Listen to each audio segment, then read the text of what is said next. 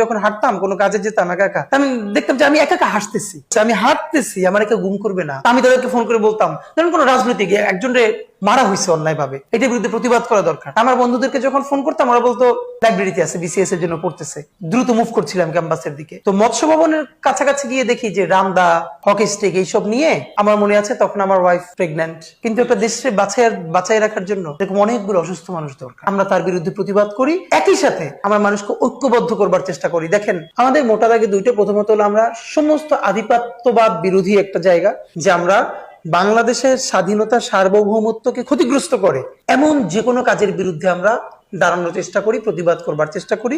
আর পরবর্তী স্টেজটা হলো আমরা একটা ইনসাফের বাংলাদেশ চাই। সেই ইনসাফের বাংলাদেশ তৈরি করবার ক্ষেত্রে যেগুলো প্রতিবন্ধকতা আমাদের সাথে যতদূর কুলায় আমরা তার বিরুদ্ধে প্রতিবাদ করি, একই সাথে আমরা মানুষকে ঐক্যবদ্ধ করবার চেষ্টা করি। দেখেন আমরা কিন্তু বিএনপি, জামাত ইসলামী, এনসিপি আরো যারা যারা বলেন, আমরা প্রত্যেকের মধ্যে যখনই যে কোনো ঝগড়াঝাটি হয়েছে আমাদের এন্ড থেকে চেষ্টা করেছি তাদেরকে একটা জায়গায় একটু বসানোর, একটা জায়গায় চা খাওয়ানোর, এবং এখন পর্যন্ত সেই চেষ্টাটা আমরা করছি। চলো, এই জুলাই গণ অভ্যুত্থানের যে প্রথম ফেজ, যখন কোটা নিয়ে আন্দোলন চলে তখন আমি যাইনি। এটা আমি অনেকগুলো শোতে লম্বা সময় ধরে বলেছি, আমি ভীষণ একটা অভিমান নিয়ে যাইনি।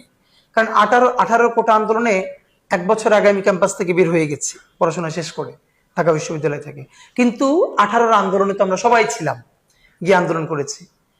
এই 18 পরে এবার যে 24-এ, দেখেন 24-এ দুটো ঘটনা কিন্তু ঘটলো। একটা হলো 24-এ গণ অভ্যুত্থান, কিন্তু এই 24-এই কিন্তু চূড়ান্ত ভাবে সব থেকে খারাপ নির্বাচনের আমিডামি ইলেকশন দিয়ে আওয়ামী লীগ আবার টিকে গেল।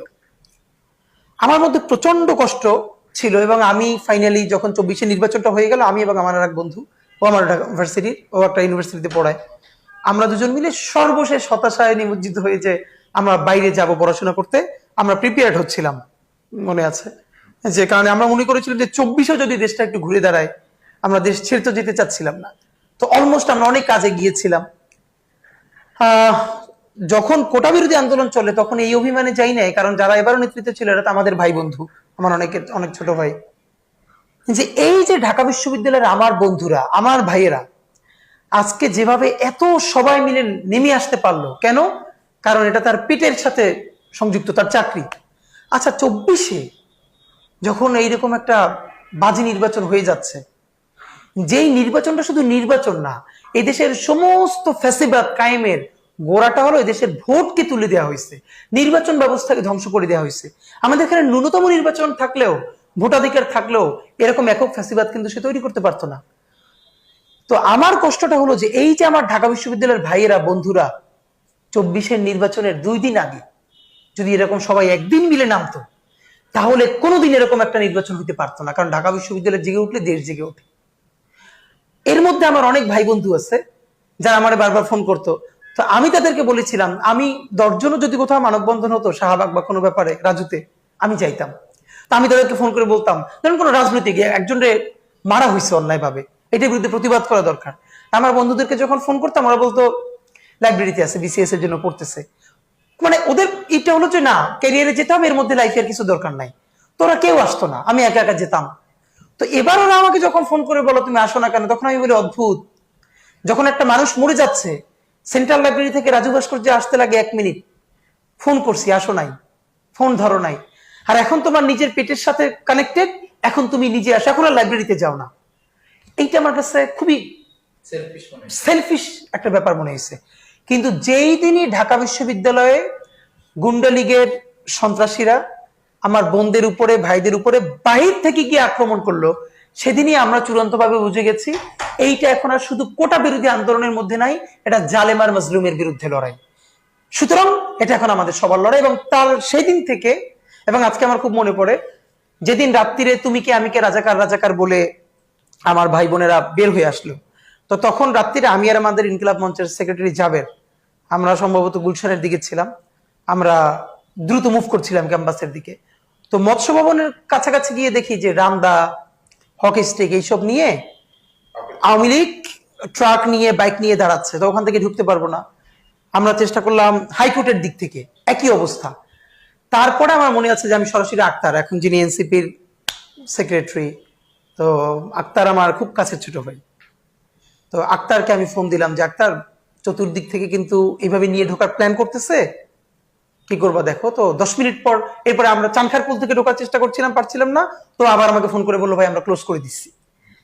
এর পরের দিন থেকে তো একদম শেষ পর্যন্ত আন্দোলনে থাকা, এবং বিশেষ করে রামপুরে যেহেতু রণক্ষেত্র ছিল, আমার বাসা রামপুরে হওয়ার সুবিধার্থে এই আন্দোলনের পুরোটা মুহূর্তে থাকতে পারাটা তো আমার জন্য অত্যন্ত আনন্দের। এবং আমার জন্য যেটা এই স্মৃতিগুলো আমরা বলিও না বারবার, যে অনেকে জিজ্ঞেস করেছে যে কোন জিনিসটা আপনাকে চূড়ান্ত ভাবে মুভ করতে সাহায্য করলো। এটা আমার মনে আছে যে রামপুরায় আমরা যেদিন মিছিল দিচ্ছিলাম, আমি স্লোগান দিচ্ছিলাম, আমার এক পাশে 4-5 হাত দূরে এক ভাই হবে, একটা ছেলে, তার মাস্ক পরা ছিল, হাতে একটা লাঠি ছিল। তো মুহূর্তের মধ্যে সেটা স্নাইপার থেকে হবে অথবা কোনো বিল্ডিং থেকে হবে, দেখি এসে তার মাথায় বুলেটটা ঢুকে এমন হয়েছে যে এগুলো বলাও বারবার খুব মুশকিল। মুহূর্তের মধ্যে সে লুটে পড়লো রাস্তার মধ্যে, সারা মাথা থেকে রক্ত বেয়ে রাস্তার ড্রেনের দিকে চলে যাচ্ছে। 1 সেকেন্ডের মনে হয় ব্যাপার। তো কিছু সময় থাকে না মানুষ যে হতভম্ব হয়ে যায় যে আমি এখন তার কাছে যাব না পিছনে সরে যাব, মানে কোনো ডিসিশন নিতে পারছি না, কারণ আমি স্লোগান দিচ্ছিলাম। তখন আশপাশ থেকে কয়েকজন এসে আমাকে টেনে ওদিক নিয়ে গেল। তো এরপর মনে হলো যে আমার এই ভাই, সে তো আমার একদম পাশে ছিল, এই বুলেটটা তো তার মাথায় না লেগে আমার মাথায় লাগতে পারতো বা অন্য কারো। এবং দেখেন এই যে এত শহীদ হলো, শহীদ হওয়ার সে 1 মিনিট আগেও কি জানতো যে সে এখন শহীদ হবে? মানুষ যদি জানতো তাহলে তো একটু বাবা মার কাছে অন্যরকম দোয়া নিয়ে আসতো। এই যে আমার ভাই আমার পাশে শহীদ হয়ে গেল আর আমার গায়ে বুলেট লাগলো না, তাহলে আমার কি নৈতিক কোনো দায় নাই এই শহীদের রক্তের প্রতিশোধের জন্য চূড়ান্তভাবে দাঁড়ানো? এবং আমার মনে আছে তখন আমার ওয়াইফ প্রেগন্যান্ট, তার খুবই কমপ্লেক্স ডিজিজ যাচ্ছিল। আমার নিজের বাড়ি এবং শ্বশুর বাড়ি কেউ জানে না যে তখন আমি বাসা থাকি না, কারণ স্থানীয় আওয়ামী লীগ আমার বাসাটাকে লোকেট করে ফেলেছিল। এবং এই জন্য শেষের 10 দিন আমার ওয়াইফ বাসায় রাতে একা থাকতো, আর আমি অন্য একটা বাসায় থাকতাম। এবং যখন ইন্টারনেটটা ছিল না, আমি লাকিলি খুব এই জায়গাটা ইনপুট দিতে পারাটা আমার জন্য অনেক আনন্দের ছিল। আমি বিভিন্ন অ্যাক্টিভিজমের কারণে ইউএস, কানাডা, অস্ট্রেলিয়া পিএইচডি করে এরকম অনেক বড় ভাই আমার ছিল, আবার যারা আমার কবিতার কারণে আমাকে পছন্দ করতেন, ভালোবাসতেন। তো আমি যে বাসায় থাকতাম ওখানে ল্যান্ড ফোনে সারা রাত তাদেরকে ব্রিফ করতাম যে কোথায় কি হচ্ছে দেখে দেখে দেখে দেখে, কারণ তারা তো ডিসকানেক্টেড। এবং তারা যেহেতু ওখানে আবার প্রচন্ড আন্দোলন গড়ে তুলছে, আপনি প্রত্যেকটা দেশে জানেন, ইউএসএ, কানাডা, অস্ট্রেলিয়া, প্রত্যেকটা জায়গায়। তো তাদের জন্য খুব সুবিধা হতো তথ্যগুলো নিয়ে বলবার ক্ষেত্রে আন্তর্জাতিক কমিউনিটিকে। এইরকমই তো, এরকম হয়ে হয়ে মানে আমরা এখনো ভাবি, আমার মনে আছে গণ অভ্যুত্থানের 3 থেকে 4 মাস পরও প্রতিদিন ঘুম থেকে উঠে মানে আমি কোনোদিন বিশ্বাস করতে পারতাম না যে হাসিনা নাই এবং ওই সময়টা নাই।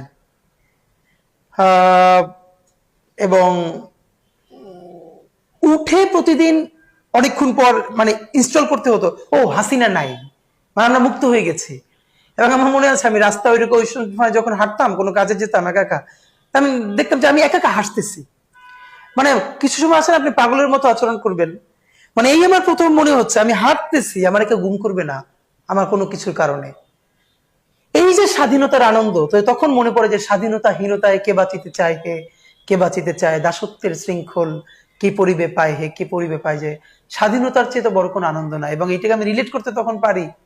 দেখেন আজকে আমাদের দেশের মানুষ এই নিয়ে কথা বলে, সেই নিয়ে যে এই সবজির দাম বাড়লো কেন, এইটা সেইটা, এটা তো অবশ্যই আমাদের জীবনের কনসার্ন, এগুলো কষ্ট।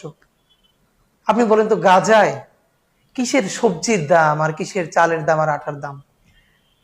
বাচ্চারা লাইনে দাঁড়িয়েছে খাবার নেওয়ার জন্য, গণহত্যাকারীরা হত্যা করবার জন্য লোক খুঁজে পায় না, এই জন্য ত্রাণ সামগ্রী পাঠায়, বাচ্চারা লাইনে দাঁড়ায়, তার উপরে বোম্বিং করে।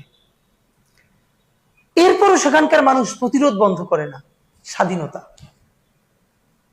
তো, এই স্বাধীনতার শব্দটা যার মধ্যে আমার মনে হয় কি জানেন, যে স্বাধীনতা শব্দটা ভয়াবহ একটা অসুখ। এই অসুখটা যে মানুষটা পেয়ে বসছে তার জীবনে আসলে অন্য কিছু চিন্তা করা খুব কঠিন। কিন্তু একটা দেশকে বাঁচায় রাখার জন্য এরকম অনেকগুলো অসুস্থ মানুষ দরকার।